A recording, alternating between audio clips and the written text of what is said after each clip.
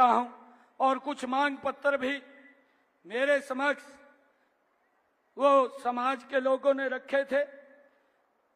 एक जो रखा था, गोहाना में रोहतक रोड से जींद रोड तक बाईपास का निर्माण किया जाए। चंडीगढ़ में बैठा हूं, अगर आपके पास समस्या का समाधान नहीं है तो मेरे पास भेज दीजिए, मैं उसका बैठ करके समाधान निकाल दूंगा।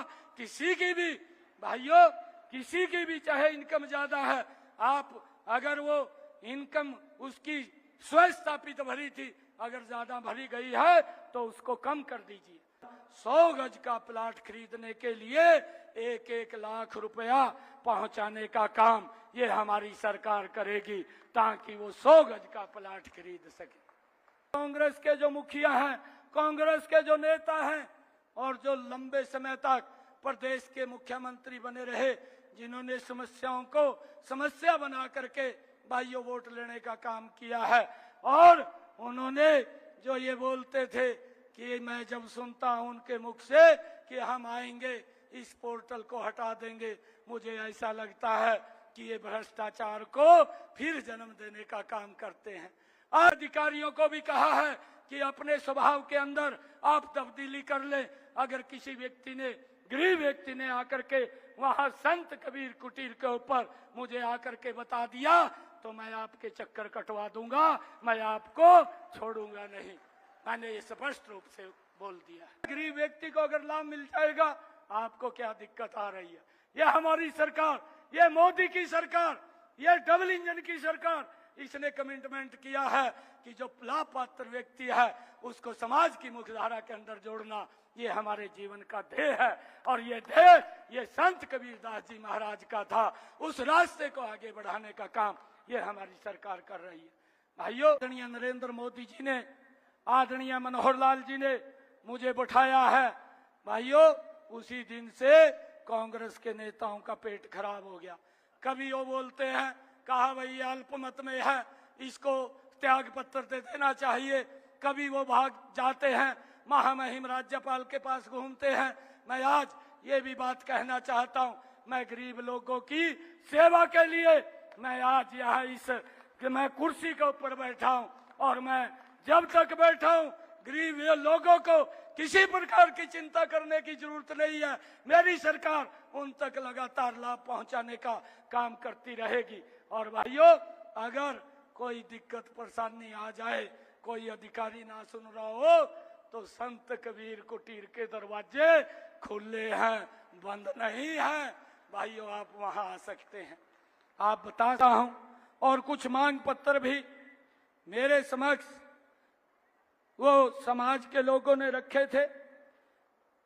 एक जो रखा था, गोहाना में रोहतक रोड से जींद रोड तक बाईपास का निर्माण किया जाए। ये आदरणीय मनोहर लाल जी ने भी इसकी घोषणा की थी, परंतु जमीन वो वहां उपलब्ध नहीं हो पाई।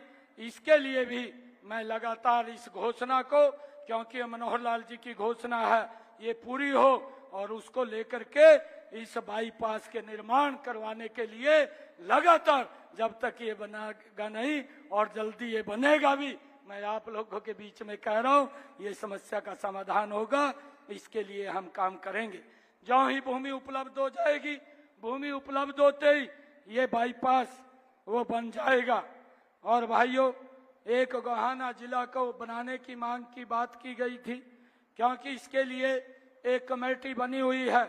उस कमेटी के अंदर इसका गठन किया गया और उसके अंदर वो भेजा हुआ है। उसके कुछ नॉर्म्स हैं, वो नॉर्म्स कमेटी में जब पूरे हो जाएंगे तो गोहाना को भी अलग जिला बनाने का काम ये हमारी सरकार करेगी। और भाइयों, संस्था के लिए कुछ डिमांड भी की गई है। धानक समाज की शिक्षा सभा एवं छात्रावास गोहाना के लिए, शैक्षणिक ब्लॉक एवं लंगर हॉल एवं लाइब्रेरी हॉल के लिए उन्होंने कुछ ग्रांट की मांग की है। आज मैं अपने स्वैच्छिक कोटे से, परंतु एक और मैं बात बताना चाहता हूं, मैंने ये भी तैयारी कर ली है। हरियाणा प्रदेश के अंदर जो SC और BC की धर्मशालाएं हैं, हरियाणा प्रदेश के अंदर मैंने उनकी पूरी लिस्ट मंगा ली है, उसकी डेट भी तय कर दी है और लगभग 100 करोड़ रुपया उनके अंदर पहुंचाने का काम मैं जल्दी ही करने वाला हूं। और आज मैं यहां पर आया हूं क्योंकि लाइब्रेरी के लिए मांग की है। मैं अपने स्वैच्छिक कोटे से 31 लाख रुपया आज यहां पर इसके लिए दे करके जाता हूं। और मैं एक और मांग यहां पर रखी गई है कि संतों महापुरुषों के नाम से गोहाना में चौकों का निर्माण किया जाए। आप हमारे यहाँ पर जो नगर परिषद है, आप उसमें रेजुलेशन जो भी आपको चौक लगे कि यहाँ पर गुरु कबीरदास जी महाराज के नाम से ये चौक होना चाहिए, आप एक रेजुलेशन हमारी नगर परिषद की चेयरपर्सन बैठी है वहां पर दे दीजिए और उसको हम फाइनल कर देंगे। एक और जो मांगे हैं आप लोगों ने कि हरियाणा सरकार में जो क्लास 1, क्लास 2 में पदोन्नति को जल्द लागू किया जाए। मैं ये आज कबीरदास जी महाराज, क्योंकि मैंने कहा है कि मैं आपके परिवार, अपने परिवारजनों के बीच में आया हूं और मेरा जो जिस मकान में रहता है वो भी संत कबीरदास जी महाराज के नाम से है। मैं एक विश्वास आप लोगों को दिला रहा हूं क्योंकि ये मामला ये कोर्ट के अंदर पेंडिंग है और उसकी हम पैरवाई भी कर रहे हैं। जिस दिन ये क्लियर हो जाएगा, ये सुविधा भी जो आपने मांग की है उसके अंदर सरकार पूर्ण रूप से आपके साथ है। आपको किसी प्रकार की वो दिक्कत नहीं आने देंगे। इसको लागू करवाने का हम पुरजोर इसके अंदर काम करेंगे। भाइयों, चाहे बैकलॉग में नियुक्तियों की बात की, आपने बात कही हो कि मैं अपने सरकार में जितने भी विभागों में ये बैकलॉग हैं, ये एक भी नहीं बचेगा। उन सब को भरने का काम जो भी उसके अंदर हमारे सिस्टम के तहत आता है, उस सिस्टम के तहत वो पूर्ण बैकलॉग उसके अंदर भरा जाएगा। उसके लिए हमारी सरकार ये निरंतर आप लोगों के साथ है। और मैं आपको एक और, क्योंकि माननीय जो हरियाणा सरकार में जो क्लास 1 और 2 की बात है, ये सुप्रीम कोर्ट में ये अभी लंबित मामला पड़ा है। जो ही उसका फैसला आएगा इसको हम लागू करवाने का काम वो करेंगे।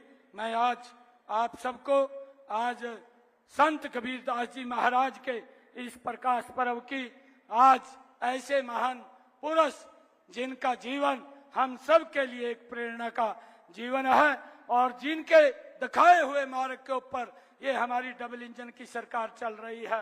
भाइयों, मैं आप सबको इस शुभ अवसर के ऊपर बहुत बहुत बधाई और शुभकामनाएं देता हूं। इन्हीं शब्दों के साथ जय हिंद, जय भारत, जय भारत माता के वंदे वंदे। संत कबीरदास जी महाराज की, संत कबीरदास जी महाराज की बहुत बहुत धन्यवाद।